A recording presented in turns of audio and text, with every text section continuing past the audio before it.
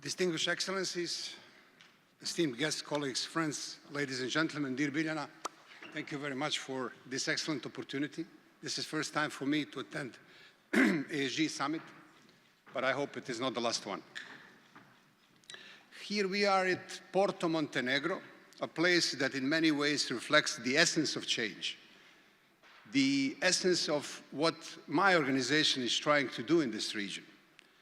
Once military shipyard and the base, now renowned touristic destination, very exclusive one, where business people, politicians and others meet to drive the change. And what in many ways is it actually what brings us today together. We know that we need a change, but we are not strangers to skepticism when it comes to change. And honestly, if you just glimpse through our new reality nowadays, plagued by securitization, crisis of multilateralism, and the entire reshuffle of world order before our own eyes, it is really hard to keep up the pace with optimism. So amid all these global and regional political volatilities, here I am to tell you a very nice story about the regional cooperation. You may take me as naive, some of you even may take me as a fool, but I'm here in front of you to tell you that I utterly believe in regional cooperation. I even do so more than ever before, as a good model and a good way out of what we have in the region, socioeconomic malaise and needs for more cooperation for the better future. Not, of course, because I'm paid to do so, but because we either prosper together or we fail alone. The history of our continent teaches us a volume about it, and not only our continent, but our region in particular. I see here in this room my dear friends, ex-presidents, ex-secretary generals, politicians, diplomats, academicians. Probably we have different interests, different characterization, but we have one thing in common, and that is intrinsic to all human beings. We all want to prosper. No one wants to fail.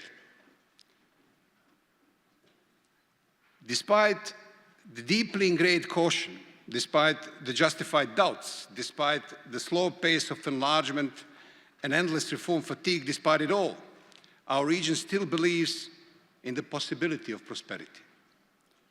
And that is a very important ingredient for change. And more importantly, our youth believe. It was mentioned this morning. I will repeat it once again. They see regional cooperation as a driver of political, economic, and security stability. When it comes to the EU, their stance is clear. They want to see the region as a part of the EU. Sooner, the better. The latest Balkan Barometer data, it is public opinion survey that we conduct every year, shows that 59% of youth believe the EU membership is good for the region. But they are not just believers, they are also doers. Right now, in another room, young people from across the region are shaping policies on the green agenda, thanks to the Next Generation project that we are happy to support of this summit. And I think we start off with that and we will continue definitely.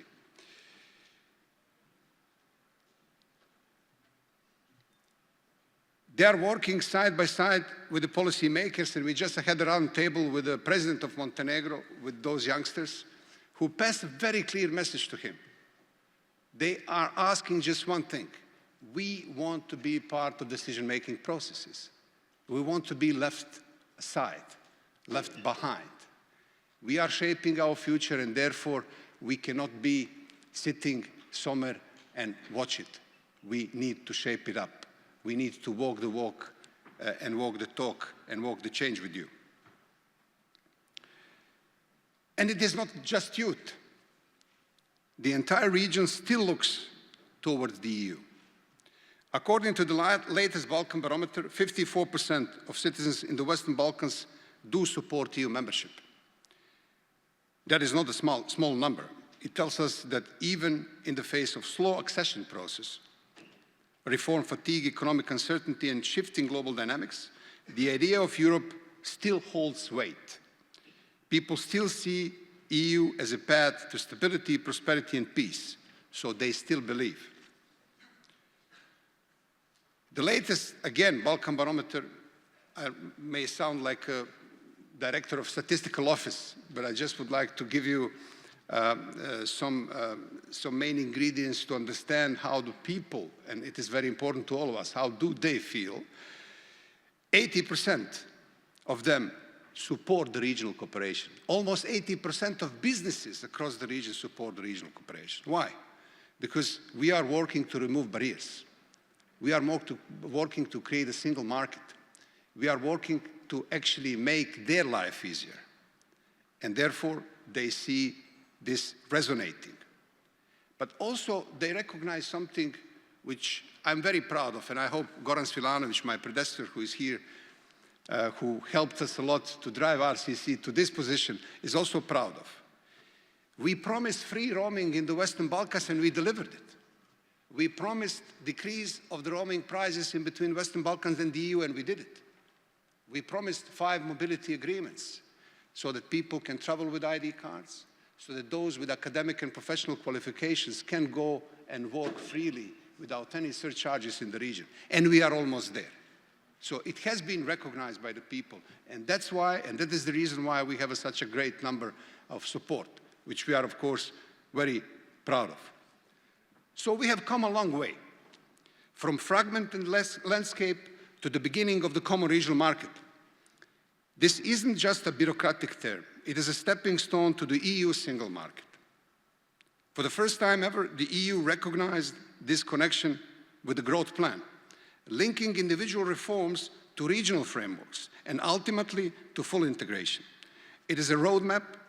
This is how we move forward, step by step, reform by reform, and result by result. And here is the hard truth. If we can't make 6 economies working together here in the Western Balkans, in the market of 18 million people, how do we expect to fit into 27, market of 450 million people? If we struggle to align with our neighbors who share our languages, mostly, our history, our habits, how will we align our countries whose system, cultures, and expectations are even more different? The common regional market is not just an economic tool. I think it is a practical bridge. And that's why I'm the gap bridger. We are the gap bridges. We are those who are building the bridges. It sharpens our competitiveness. It strengthens up our economies. It gets us ready for the real test, the EU membership. If we implement reform agendas as they are, together with the CRM, Volume 2 as it is, until 2028, according to some very serious analysis, we would be able to close enormous socioeconomic convergence gap that we have in between the Western Balkans and the EU. We are currently at 35% of the EU standard on average. And let me offer you 2 very quick stories. One is the story of Croatia, and the other one is the story of Ireland. Since joining the EU, Croatia's GDP growth nearly tripled compared to the decade before. It received tens of millions of EU funds, and actually billions.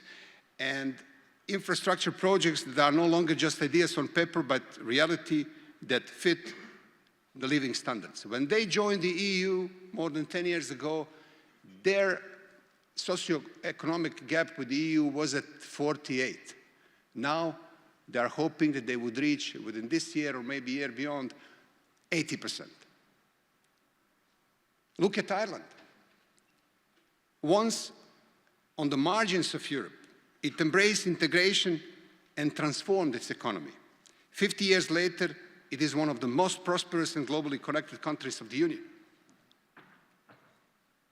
And we have the chance to be the next one. I really do believe in that. Our citizens are telling us we are ready. They believe in Europe. They believe in each other. Now it is up to us, politicians, business community, academic community, and all the citizens, including youngsters across the region. To conclude, this is why I believe that regional cooperation is not just an idea. It is the only meaningful idea that can move us forward. So yes, we measure twice, we cut once, but we move forward with clarity, with courage, and with commitment to something bigger than ourselves. And we have to do it together. Let us build wisely, act boldly, and believe not in empty promises, but in shared purpose. That is our task, that is our responsibility, and I think that is our moment. Let's not miss it. Thank you very much.